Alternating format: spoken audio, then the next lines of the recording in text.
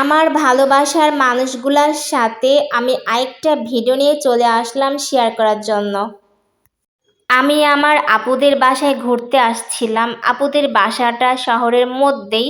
বাসা শহরের মধ্যে হইলেও আশেপাশে তেমন ঘোরার কোনো জায়গা নেই।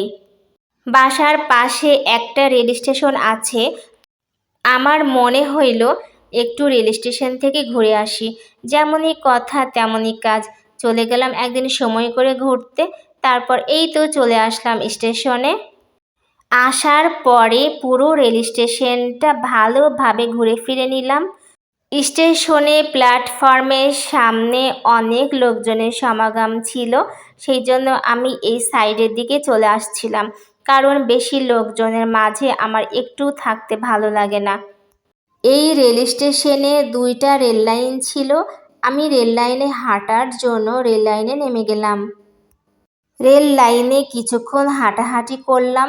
তারপরে খুবই ভয় করতেছিল, যদি ট্রেন চলে আসে তখন কি হবে। তারপরে রেল লাইন থেকে আমি চলে আসতেছিলাম প্ল্যাটফর্মের দিকে। চলে আসার সময় রেল লাইনের ওপরে একটু ঢং করে হাঁটতেছিলাম। এর উপরে হাঁটতে আমার ভালোই লাগে। রেল লাইনে কিছুক্ষণ হাঁটাহাঁটি করার পর আমি একদম পেরেশান এবং হাঁফিয়ে যাই।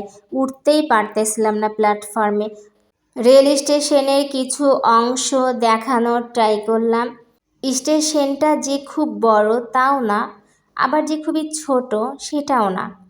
স্টেশনটা মোটামুটি আছে।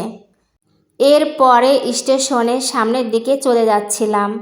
রাজশাহী থেকে মহানন্দা ট্রেনটি খুলনার উদ্দেশ্যে ছেড়ে আসতেছিল। প্ল্যাটফর্মে ট্রেন দাঁড়াতেই লোকজনের উপচে পড়া ভিড়। আমি সিঁড়ি বেয়ে ওভারব্রিজে উঠে গেলাম। ওভারব্রিজ থেকে রেললাইনের দৃশ্য ভালোই লাগতেছিল।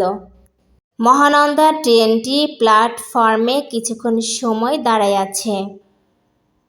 আমি ওভারব্রিজের ওপর থেকে এইসব সুন্দর দৃশ্যগুলা উপভোগ করতেছিলাম, ভালোই লাগতেছিল। এরপরে দুপুর হয়ে গিয়েছিল, লাঞ্চের টাইম হয়ে গিয়েছিল, প্রায় 1টা বেজে গিয়েছিল। দুপুরে খাবার তো খাওয়া লাগবে, বাসায় যেতে আরও একটু দেরি হয়ে যাবে, তো খাবার খাওয়ার জন্য হোটেলেই চলে গেলাম।